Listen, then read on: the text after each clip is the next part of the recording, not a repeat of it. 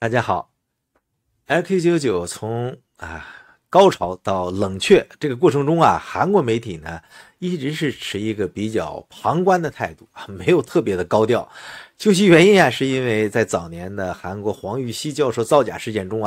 媒体呢起到过这种推波助澜作用，所以他们现在吸取教训，怕再乌龙，这就很好玩了。但是在金贤卓教授公布了将在 APS 会议上发言这个概要出来好几天之后，韩国媒体对他的采访才姗姗来迟。我们看一下韩国媒体eDaily 对金贤卓教授的这么一个书面采访。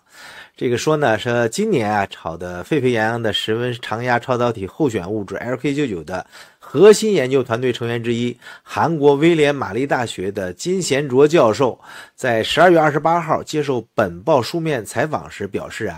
金教授和量子能源研究所的研究团队计划在明年3月4号在美国明尼苏达州举行的 APS 学术会上公布他们对 PCP-OS 的超导性的实验结果。文里边说这个虽然 LK99 从今年夏天就让全世界为之骚动但是这个国内外的学界至今都不能确认它是否是室温常压超导体的证据。那么由韩国学界和专家组成的 LK99 验证委员会在13号公布的白皮书中得出完全没有 LK99 是超导体证据的结论。那学界呢对它也是持否定态度居多，像自然科学这些国际学术杂志也将 LK99 的争议选为今年的重要新闻，报道了负面的内容。在这种情况下，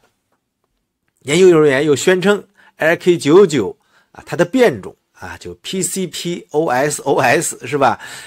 这个东西又出来了。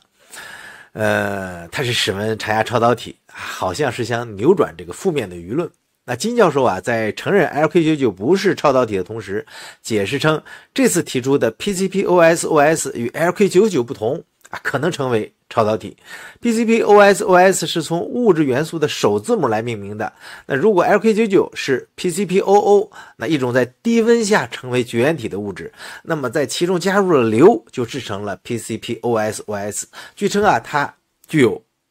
室温常压超导体的性质。那金教授说呢，这个铅铜磷氧硫和 LK99 是不同的物质量子能源研究所的专利和档案中定义的 LK99 是铅铜磷氧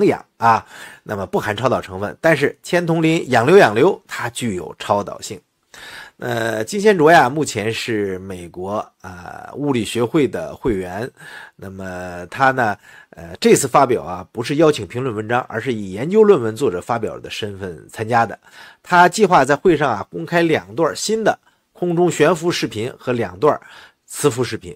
那金教授说呢，我有10分钟的报告和2分钟的回答，时间很短，但是会录制视频以供大家呢随时观看。在最权威的学会上留下这项新颖重要的研究是很重要的我会尽力而为。这是韩国媒体的报道他说金教授说在获取量子能源研究所的发表信息并进行研究的过程中我发现了问题，并基于自己的理论进行了补充。他说这个前面呢是论文被提前上传到这个语音版网站档案，导致了错过了改变这个物质的时机。我会在后续修正这个问题，并对由于没有向许多研究人员传递准确知识而感到抱歉。他表现出通过这次发表证明室温常压超导体的证据的决心。老金很有决心金教授说迄今为止，由于超导体在低温下复杂系统中测量的难以直接看到，对公众来说一直是一个很遥远的现象。那在磁悬浮和极低的电阻是很重要的，我会全力以赴地证明空中悬浮以及可以作为室温超导体的证据。一旦证明了这个过程，后续的研究人员将会继续发展和这个继承这项研究。最后金教授呢似乎意识到 LK99 存在争议的这些问题，呼吁给予时间和耐心等待。他说美国物理学会呢鼓励会员自发参与，我将以会员和发表者的身份在明年向大会提交研究论文。这次的研究通过了审查，获得了发表的机会，我将与全球物理学家和学生交流，重点发表新内容。LK99 啊和 PCP-OSOS 是不同的物质啊。那么我们将在明年3月在美国物理学会 APS 的学术大会上证明其中的它是一种室温超导体的证据，空中悬浮。哎，这是这个报道的内容啊。和大家之前我介绍过的都差不多啊。之前也有人说过嘛，就是说 LK99 它是做到了从绝缘体转变成金属这个过程，木头绝缘体是吧？那么从这个金属转变成超导体呢是加硫啊。现在老金呢也承认了啊，就是加硫的原因。那到底加硫行不行啊？不是你说行就行是吧？你就算实现了悬浮也不一定行，